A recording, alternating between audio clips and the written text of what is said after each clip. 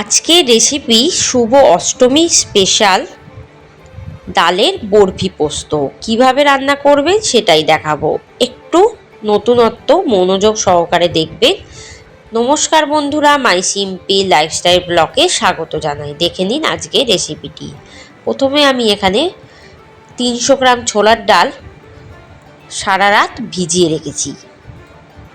এরপর আমি কিন্তু ডালটা বেটে নেবো মিক্সারেই, আপনারা শিলে বাটতে পারেন। এই ডাল বাটার সময় কিভাবে আমি মশলাগুলো দেবো বা কি মশলা দেবো সেটা কিন্তু অবশ্যই দেখবেন, ধাপে ধাপে জানাবো। একটু নতুন ধরনের রেসিপি এটুকু বলতে পারি, মনোযোগ সহকারে দেখবেন। পুরোটা আমি এক্ষুনি বলছি না, ধাপে ধাপে বলবো।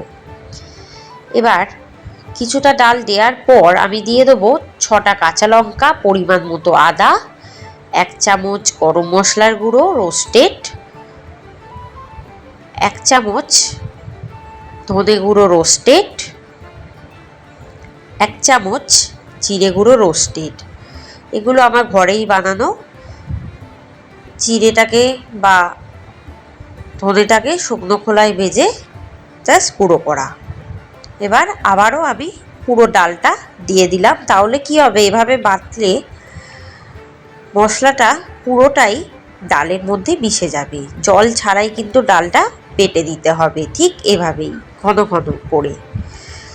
এবার ফ্রাইং প্যানে আমি দিয়ে দেবো 4 টেবিল চামচ সর্ষের তেল।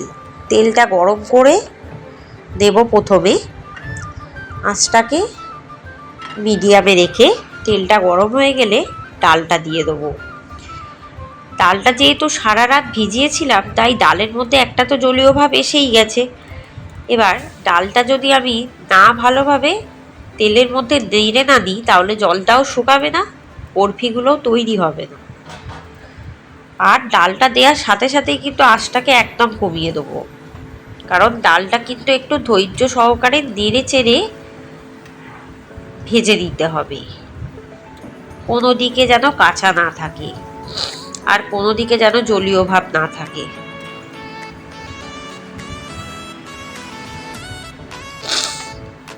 ডালটা বাটার সময় খেয়াল করবেন আমি কোনো রকম নুন দিইনি, যাতে জলীয় ভাব না আসে আর বেশি। এবার আমি এর মধ্যে পরিমাণ মতো নুন আর 1 চামচ দিয়ে দেবো লঙ্কার গুঁড়ো,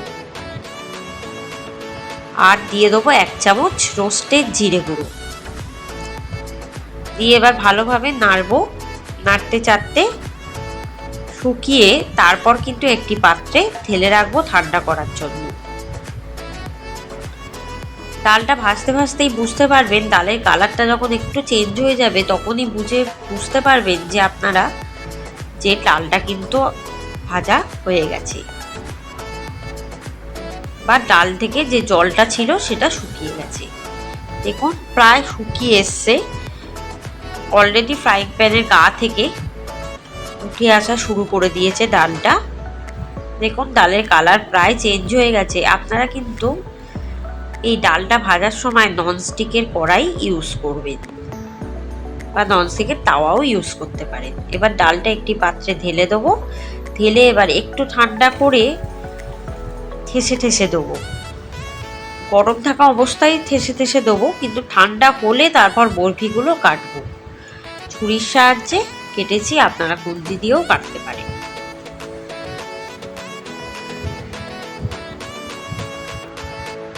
ডালটা যতটা পারবেন হাতের সাহায্যে ওই থালার সাথে ঠেসে ঠেসে দেবেন, আর বরফিগুলো কাটবেন ছুরির সাহায্যে। সে যে কোনো শেপ আপনারা দিতেই পারেন বরফি। এবার বরফি তুলে নেওয়ার পর তলায় কিছু ডালের গুঁড়ো পড়ে থাকবে, সেটা দিয়ে কি করব সেটা কিন্তু আমি পরে বলবো আপনাদের।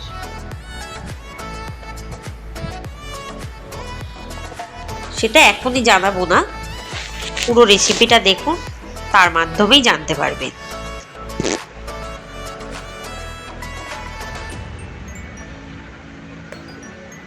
দেখুন বরফিগুলো প্রায় কাটা হয়ে গেছে।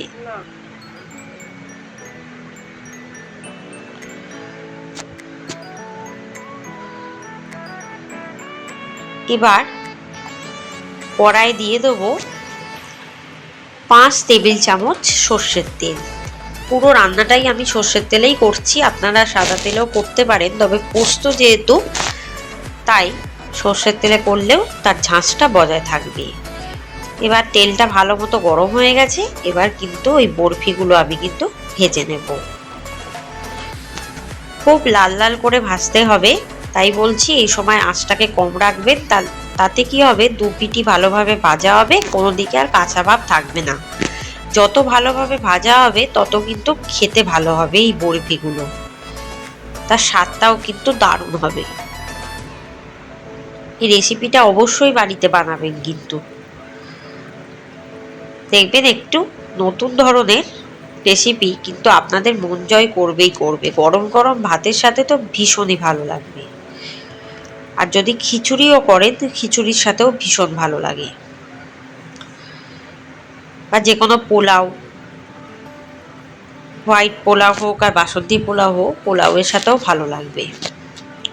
এক পিঠটা হলে তারপর কিন্তু অপর পিঠটা খুব আস্তে আস্তে করে উল্টাবেন, যাতে ভেঙে না যায়।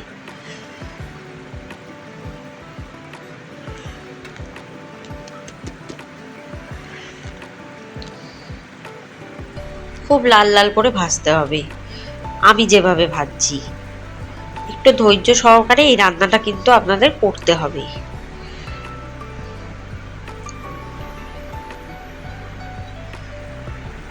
বাড়িতে তো এভাবেই নিশ্চয়ই আপনারা ধোকা বানান।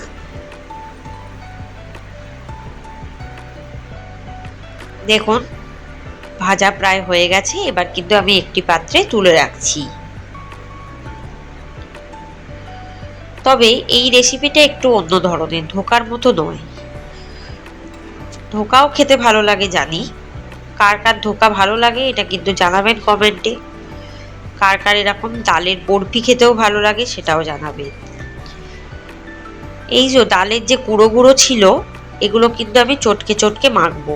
এগুলো সাহায্যে আর তো বরফি তৈরি করা যাবে না, তাই এটাকে আমি খুব ভালোভাবে চটকে চটকে মাখবো। মেখে মেখে একদম গুঁড়ো গুঁড়ো করে দেবো। আরও মাখার সময় দিয়ে দেবো 3 টেবিল চামচ সর্ষের তেল। তেলটা দিয়ে আবারও ভালোভাবে মাখবো। এবার মিক্সারে আমি দিয়ে দেবো, মিক্সারের বাটিতে দিয়ে দেবো 25 গ্রাম পোস্ত আর 2 টেবিল চামচ চারমগজ। প্রথমে ড্রাইভাবে ব্লেন্ড করে নেবো। দেখুন ড্রাইভাবে ব্লেন্ড করার পর প্রায় ব্লেন্ড হয়ে গেছে। এবার কিন্তু আমি দিয়ে দিলাম 7টা কাঁচা লঙ্কা, 1 কাপ গরম জল। এবার আরেকবার ব্লেন্ড করে দিলে খুব ভালোভাবে পোস্তটা মিক্সারেই বাটা হয়ে যাবে, শিলের প্রয়োজন হবে না। দেখুন ওই কড়ায় কিন্তু আমি দিয়ে দেবো 3 টেবিল চামচ সর্ষের তেল। তেলটা আবারও ভালো মতো গরম করে নিয়ে দিয়ে দেবো ওই পোস্ত আর চারমগজের বাটাটা, আর লঙ্কাও আছে সাথে, একটু কষিয়ে দেবো। আঁচটাকে লো টু মিডিয়ামে রাখবো।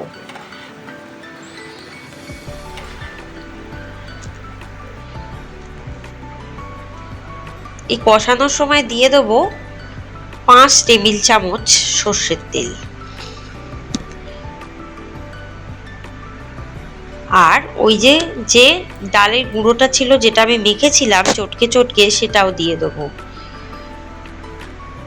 দিয়ে একটু কষিয়ে নেবো, তাহলে খেতে কিন্তু দারুণ হবে এর স্বাদ।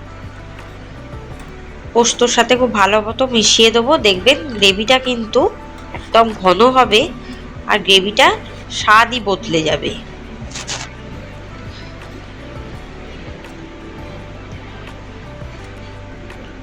পোস্তর কাঁচা ভাবটাও চলে যাবে। এরপর দিয়ে দেবো 1 চামচ হলুদ গুঁড়ো, পরিমাণ মতো নুন, আর 1 কাপ দুধ, উষম গরম দুধ। দুধটা দিয়ে খুব ভালো মতো মিশিয়ে দেবো। এই ডাল আর পোস্তটাকে একটু ঝোলটা হালকা গরম হয়ে এলে তখন দিয়ে দেবো 1 চামচ লঙ্কার গুঁড়ো আর 1 টেবিল চামচ চিনি। আপনারা যদি দুধ ব্যবহার করতে না চান সেক্ষেত্রে কিন্তু আপনারা জলও ব্যবহার করতে পারেন। গ্রেভিটা একটু ফুটে এলে তখন দিয়ে দেবো বরফিগুলো। বরফিগুলো দিয়ে কিন্তু খুব সামান্য ফুটিয়েই নামিয়ে দিতে হবে, নইলে কিন্তু ভেঙে যাওয়ার সম্ভাবনা থাকবে। সমস্ত বরফিগুলোই কিন্তু আমি দেখুন লাল লাল করে ভেজে নিয়েছি, এভাবেই আপনাদের ভাজতে হবে।